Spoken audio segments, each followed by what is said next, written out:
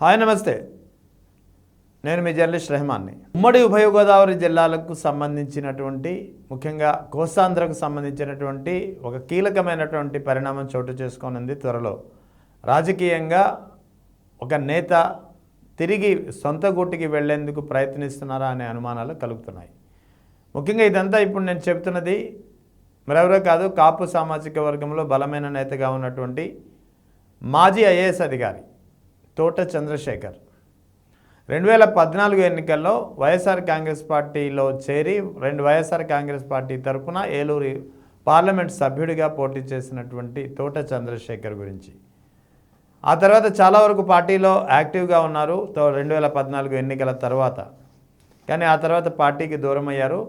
ఆ తర్వాత జరిగినటువంటి పరిణామాల క్రమంలో టీఆర్ఎస్ బీఆర్ఎస్గా మారినటువంటి నేపథ్యంలో ఆంధ్రప్రదేశ్ బీఆర్ఎస్ అధ్యక్షుడిగా కొంతకాలం పనిచేశారు. ఆ తర్వాత ఆ పార్టీకి కూడా దూరమైనటువంటి పరిస్థితి. ప్రస్తుతం ఏ రాజకీయ పార్టీలోనూ లేరు. కానీ తనకున్నటువంటి ఛానల్ 99 ఛానల్లో మాత్రం 99 ఛానల్ని ఈ మధ్యకాలంలో చాలా యాక్టివ్గా నడిపిస్తున్నటువంటి పరిస్థితి.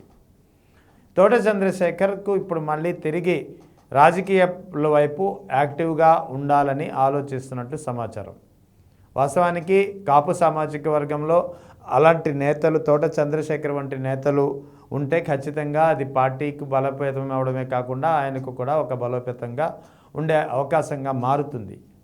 సో కాపు సామాజిక వర్గం నుంచి ఐఏఎస్ చదువుకున్నటువంటి అధికారులు పార్టీలోకి వస్తే పార్టీకి ఖచ్చితంగా ఒక మంచి ఈక్వేషన్ అనేది కనిపిస్తుంది. అందులో ఎలాంటి సందేహం లేదు.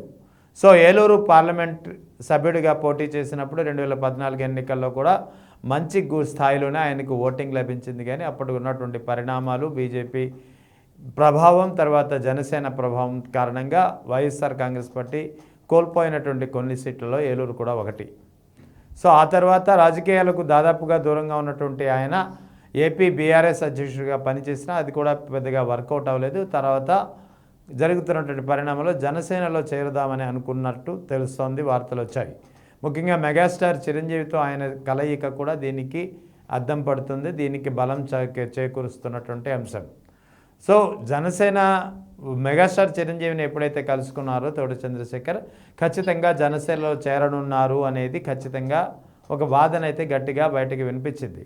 కానీ ఆ తర్వాత జనసేన నుంచి పిలుపు రాలేదా, జనసేనలో గ్రీన్ సిగ్నల్ లభించలేదా, లేదా పవన్ కళ్యాణ్కు తోట చంద్రశేఖర్కు మధ్య కుదిరినటువంటి మాటల సంప్రదింపులు సెట్ కాలేదా, రకరకాల కారణాలు, ఏ కారణాలతో ఖచ్చితంగా అనేది తెలియదు. కానీ జనసేన వైపు మాత్రం ఇప్పుడు తోట చంద్రశేఖర్ ఏమాత్రం ఆసక్తి చూపించడం లేదు అనేది తెలుస్తోంది. ఇది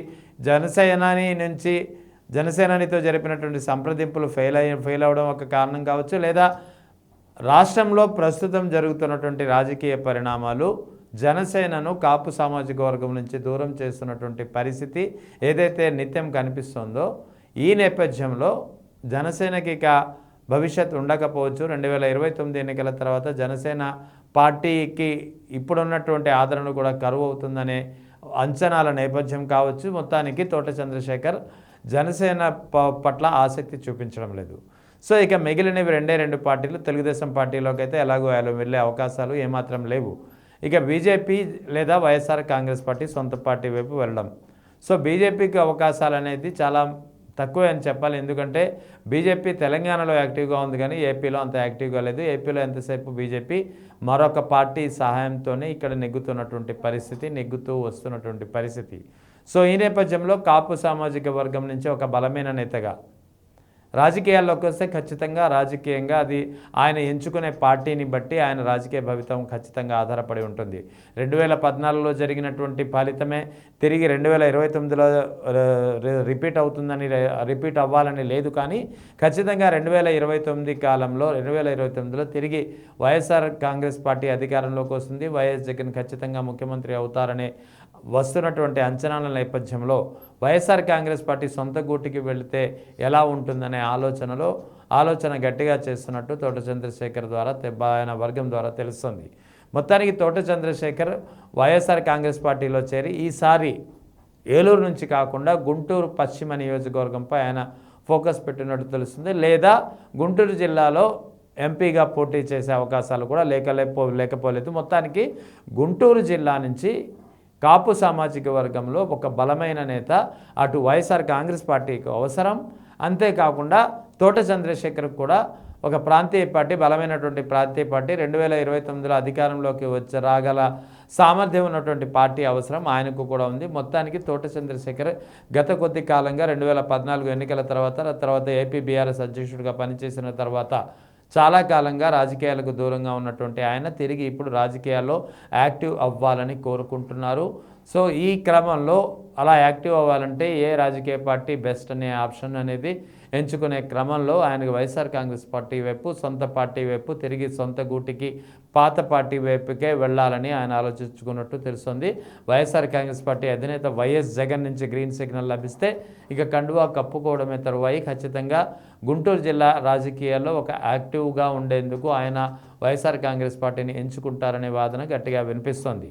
మొత్తానికి తోట చంద్రశేఖర్ చూపు వైఎస్ఆర్ కాంగ్రెస్ పార్టీ వైపు ఉందని చాలా స్పష్టంగా తెలుస్తుంది. అదేవిధంగా గుంటూరు పశ్చిమ నియోజకవర్గంపై ఆయన ఫోకస్ పెడుతున్నట్టు, ఒకవేళ కాని పక్షంలో రాజకీయ సమీకరణాల నేపథ్యంలో అది కుదరని పక్షంలో గుంటూరు జిల్లా నుంచే ఎంపీగా పోటీ చేసే ప్రయత్నం కూడా ఆలోచనలో ఆయన మనసులో ఉన్నట్టు తెలుస్తుంది. మొత్తానికి తోట చంద్రశేఖర్ ఒక కాపు సామాజిక వర్గం నుంచి ఒక ఐఏఎస్ చదివినటువంటి విద్యావంతుడైనటువంటి తోట చంద్రశేఖర్ ఆర్థికంగా రావడం అనేది అటు పార్టీకి ఆయనకు ఇద్దరికీ సామాజిక వర్గ పరంగా ఆర్థికంగా ఒక బలమైనటువంటి అంశంగా మారనుంది అనడంలో ఎలాంటి సందేహం లేదు.